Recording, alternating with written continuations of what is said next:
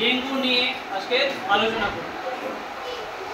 এই ডেঙ্গু কেন হয় আর ডেঙ্গু থেকে আমাদের কি আসে হয় সেটা জানতে হবে। প্রথম ডেঙ্গু মূলত হয় কার জন্য? মশার জন্য হয়। মশাটা কোথা থেকে তৈরি হয় সেটা এবার আমাদের জানতে হবে। মশা কিন্তু তৈরি হয় পদ্ম জল থেকে। পদ্ম জলে মশা ডিম পাড়ে এবং সেইখান থেকে লার্ভাগুলো বড় মশা হয়ে চারপাশে ছড়িয়ে পড়ে এবং মানুষকে কি করে? মানুষের গায়ে থেকে রক্ত নিতে যায় এবং আস্তে আস্তে ডেঙ্গু রোগটা চারপাশে ছড়িয়ে পড়ে।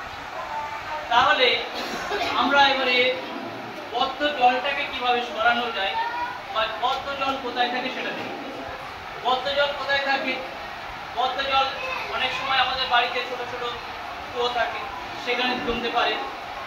আমাদের বাড়িতে প্লাস্টিক করে থাকে, তার মধ্যে জল আটকে যায়, বৃষ্টির জল, বর্ষাকালে এগুলো বেশি হয়। আমাদের বাড়িতে কোনো টায়ার পড়ে থাকলো, সেখানে হতে পারে। বাড়িতে টব, ফুলের টবগুলোতে জল জমে যায়, সেখান থেকে কিন্তু এই মশা উৎপন্ন হতে পারে।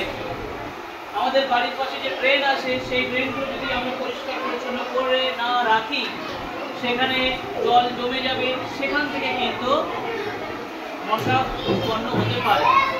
ফলে সব সময় আমাদের খেয়াল রাখতে হবে যেন কোনো প্রকারে কোথাও জল জমে না যায়। জল জমলেই কিন্তু জানিয়ে রাখবে খুব সমস্যা তৈরি হতে চলেছে। জল জমা মানেই ডেঙ্গু রোগ চারপাশে ছড়িয়ে পড়বে। জল জমা মানেই সেখানে মশার লার্ভাগুলো কি হবে? মশা ডিম পারবে এবং সেখানে লার্ভা তৈরি হবে আর সেই লার্ভা থেকে চারপাশে মশা ছড়িয়ে পড়বে। আর আমাদের চারপাশে কি তৈরি হবে? একটা রোগ শুরু হয়ে যাবে, রোগ ছড়িয়ে পড়বে, সেটা হচ্ছে ডেঙ্গু। ডেঙ্গু থেকে বাঁচবার জন্য আমরা সবসময় কি করব? আমাদের চারপাশ পরিষ্কার পরিচ্ছন্ন রাখবো, পচা জিনিসগুলোকে ঠিকঠাক করে রাখবো। আমাদের বাড়িতে যে খাবার রান্না করার জন্য যে সবজি আনা হয়, সবজির উৎকৃষ্ট অংশ সেগুলো ঠিকঠাকভাবে ফেলবো। কোথায় ফেলবো? না আমরা সঠিক জায়গাতে দেবো, যাতে করে পঞ্চায়েতের যারা লোক আসে বা পৌরসভার লোকের তাহলে কি হয়ে যাবে। আমরা কোথাও কোনো কিছু ময়লা ফেলবো না, ময়লা জমাবো না, আমরা জল জমতে দেবো না। আর যদি জল না জমে, যদি ময়লা না জমে, তাহলে ডেঙ্গু হওয়ার সম্ভাবনা কি হবে? কমে যাবে। তাহলে আমরা সবাই সবসময় চেষ্টা করবো নিজেদের চারপাশ পরিষ্কার রাখতে, নিজেদেরকে সুস্থ সবল রাখতে। এটা তোমার ফার্স্ট পদক্ষেপ। এবারে ডেঙ্গু হলে কি করতে হবে? ডেঙ্গু হলে তোমার রক্ত পরীক্ষা করতে হবে, ডাক্তারের কাছে যেতে হবে।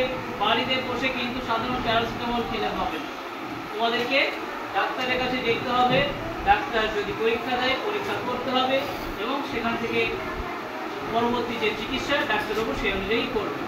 বাড়িতে বসে থাকলে কিন্তু হবে না, কারণ ডেঙ্গু প্রাণঘাতী হতে পারে। ঠিক আছে?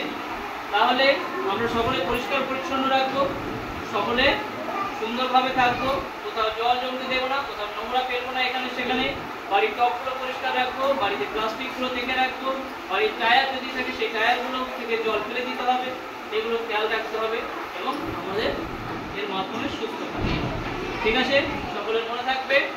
তাহলে সকলে বাড়িতে কিন্তু সুন্দরভাবে চারপাশটা পরিষ্কার পরিচ্ছন্ন রাখবে। ঠিক আছে? আর যদি কখনো ডেঙ্গু ছড়িয়ে যায়, তাহলে রোগী থেকে দূরে থাকতে হবে, তাকে মশারি ব্যবহার করতে হবে। আর সবচেয়ে বড় জিনিস, রাতের বেলা কেউ মশারি ছাড়া ঘুমাবে না। রাতের বেলা আমরা মশারি ছাড়া ঘুমাবো? রাতের বেলা কেউ যেন মশারি ছাড়া না ঘুমায়, সেটা খেয়াল রাখতে হবে। মশারি মাস্ট। ঠিক আছে? ফুল হাতা জামা পরতে হবে, যদি মশা দেখা যায়। ফুল হাতা জামা, প্রয়োজনীয় ওডোমস লাগাবে আর মশারি টাঙাতে হবে, পরিষ্কার পরিচ্ছন্ন থাকতে হবে। ঠিক আছে? সকলে তাহলে আমরা এইভাবে চলবো। ওকে?